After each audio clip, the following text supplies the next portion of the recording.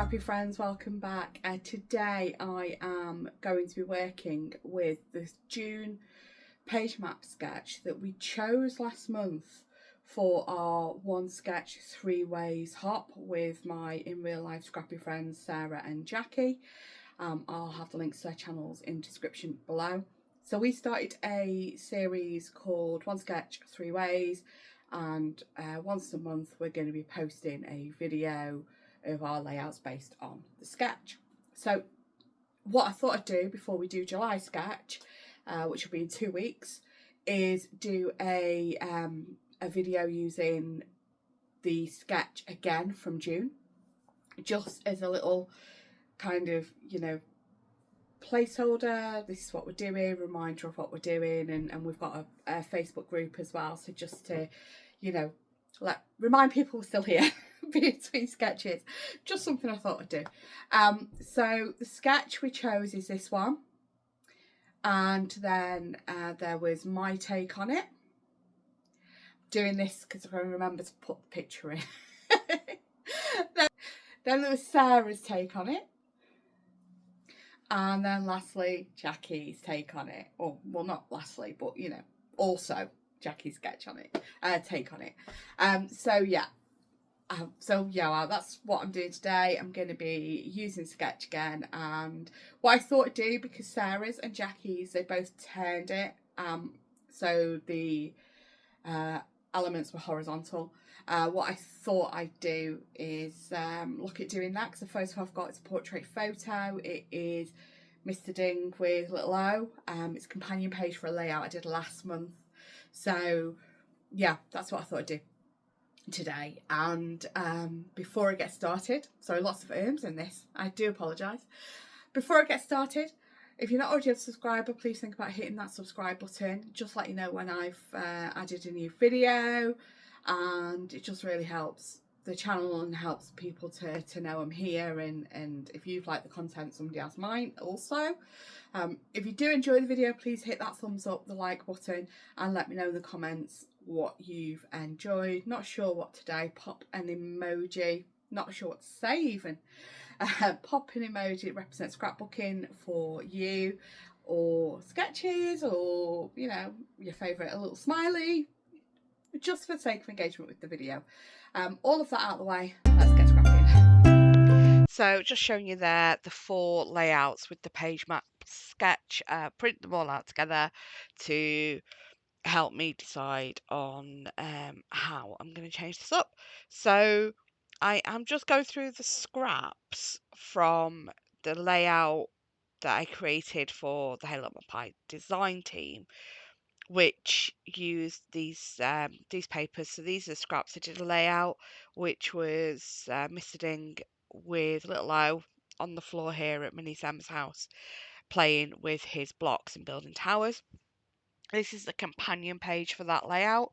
So he's when he's down on the floor after they've been playing, and O's like coming for cuddles. And so I thought I'd use the scraps from the first layout to mat the photo, so I'm bringing those over to kind of tie the 2 pages together. It's not a double layout, they're different designs. One's got bit of mixed media and distressing and inking, not mixed media but ink papers and distressing. This one's not, but I just still wanted to use the papers to kind of tie the 2 pages together. So I'm just matting them with those 2 different pattern papers, and then I am going to get another colour to do a full mat around it, another page to do a full mat around it.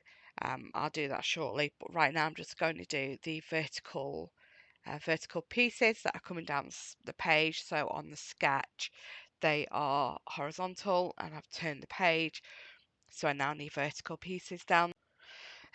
Paused the recording the voiceover then to have a drink, and thought I'd hit record again and finish the recording all the way to the end, and I hadn't. So let's try this voiceover again.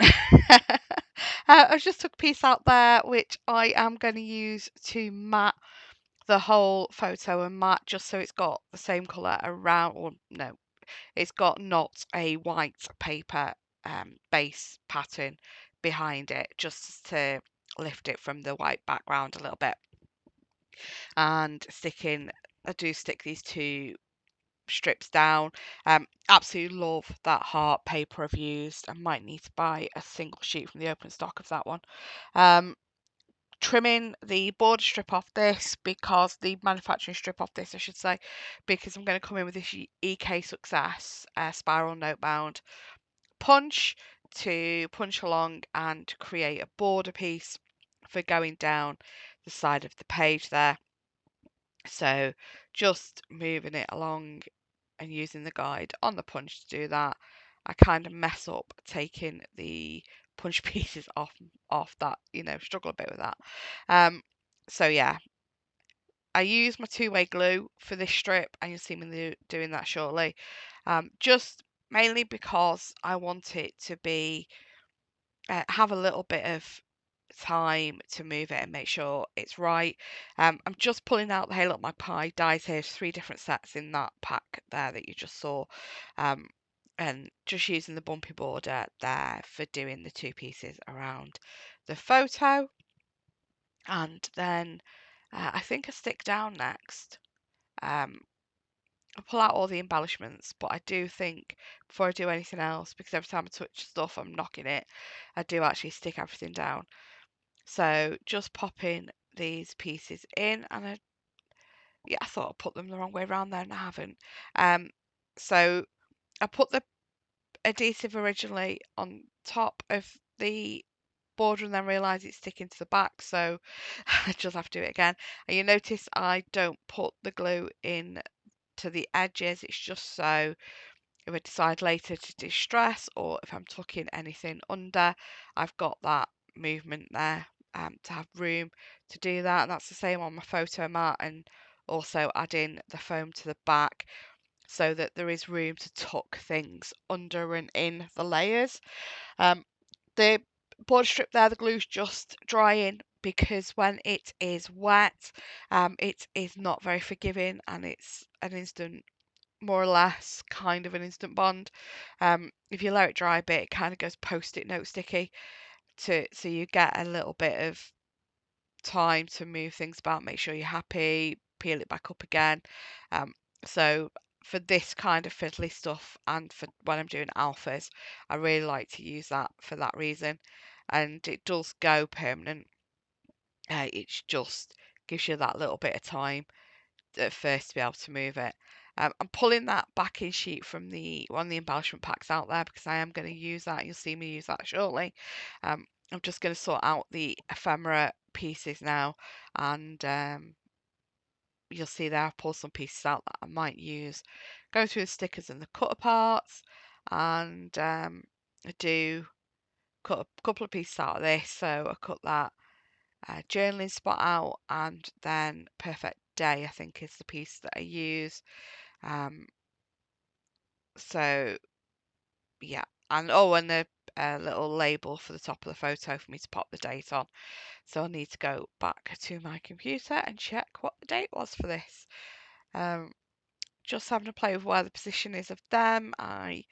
Oh, okay. So with this, I decided I want to do, like, when I actually saw the piece, I thought I'm going to make them little paper clips that clip over, or cut along that bottom and the bottom of the heart. But I decided, I've got a bit more confident with the craft knife recently. The Nest Box Warrington Crop Weekend last weekend, where my friends Sarah and Jackie taught classes. One of the classes was using a craft knife, and yeah, it got me a little bit more confident. I am still no good. I still have a really poor hand-eye coordination, so I'm going to struggle, but I'm just learning to embrace it, and just do it anyway. So, and I really like how they are just tucked onto and tucked under, like a paperclip. Uh, the layers there, just sticking down now some pieces whilst I build up the layers. So these bits I know I'm happy with where they are, so I am going to stick them. And you know, these foam pads, as long as you don't press, are quite forgiving. I thought I had say cheese in a perspective from Bramble Fox, and I don't. I must have used it on another layout and forgot. But I've left this bit in to show you how I store my perspective, my titles from Bramble Fox. My little embellishment bits are completely different in a box with my bits and pieces from Hey Look Magpie as well.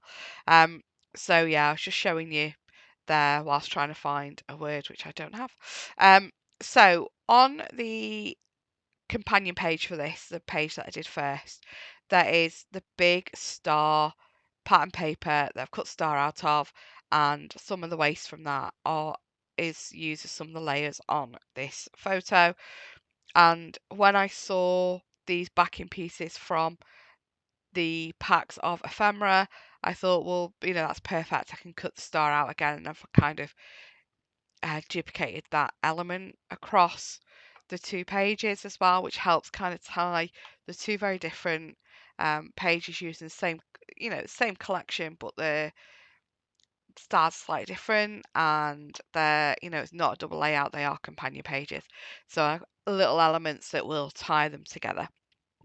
Um, so I am doing 3 stars here for my 3 points of my visual triangle, and then going through some more of the ephemera pieces to do some little tucky pieces.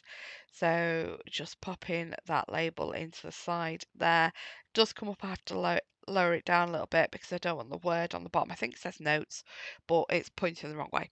So I do, you know, end up moving it down a little. Okay, so I end up like 3 goes at this title. I don't have enough ease, so I can't do it all in blue.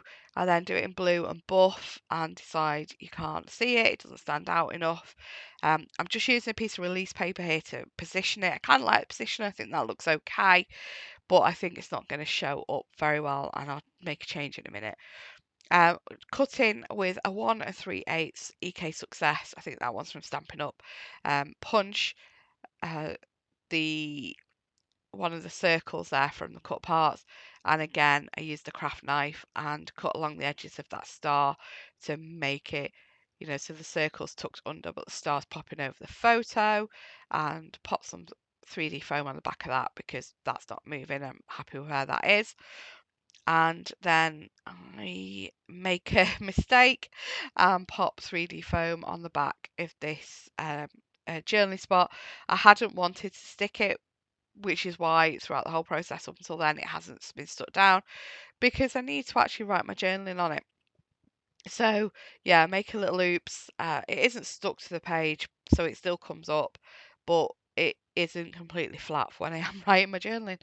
So I decide that I need something contrasting that will hopefully make these letters pop, and move the title over, trim it down around the title, and I'm really, really not happy with it and end up not using it. So instead, I have some brand new stamps and dies from Hey Little Magpie. So I've got the alpha stamps there, which are outline stamps. There's also like the bold filler stamps as well, but I've only used the outline ones on this because I'm stamping on pattern paper. These little mini dies are from the previous Hey Little Magpie die release, and I cut cheese out of that.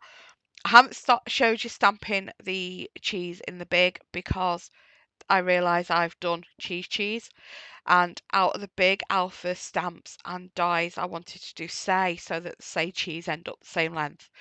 So I'm going to show you now. I'm going to stamp say onto the pattern paper. I've already got the S from the first round of stamping and making a mistake. I do turn the paper around so the stripes are going the same way as the S. You know, people probably wouldn't have noticed when it's actually on the page, but it's rather obvious watching the video, and also I would have known, so I had to turn it around and have the stripes going the same way as they are on the S. I use some masking tape to stick these alphas down to, you know, make sure they don't move off the stamped bits. These dice, you know, cut beautifully, and the stamps stamp really well. Just don't squish them, because as with most photopolymer acrylic stamps, they will blur the line if you do press hard on them. So you just want to make sure they make contact with the paper and leave them there for a couple of seconds for the ink to transfer. And they do stamp beautifully. So I use my two-way glue again with the alphas, and then whilst that is drying, I add a few little extra bits to the page. So I decided to do, after all, want a block for the letters to sit on, and you'll notice that this is kind of in the place where the journaling block is on the sketch. I've just switched the elements around as to where they sit above the photo block, or when the sketch is the right way up, the left of the journaling block, photo block. So yeah, I use the notebook punch again to the top of that. So with placing my alphas, I place the C, and then I use my T-square ruler to get the S above the C but in line, so they are starting in the same place.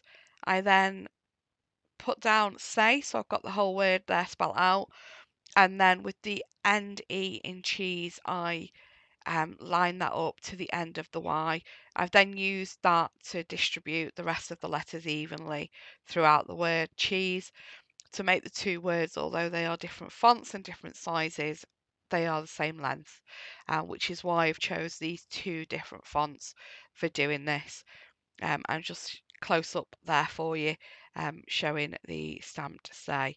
So this is nearly done. I'm just going to add an epoxy flare from my wax making session when I first broke into this kit, and then this little heart ephemera piece, which gives me hearts in the 3 points because my epoxy flare is the heart paper as well.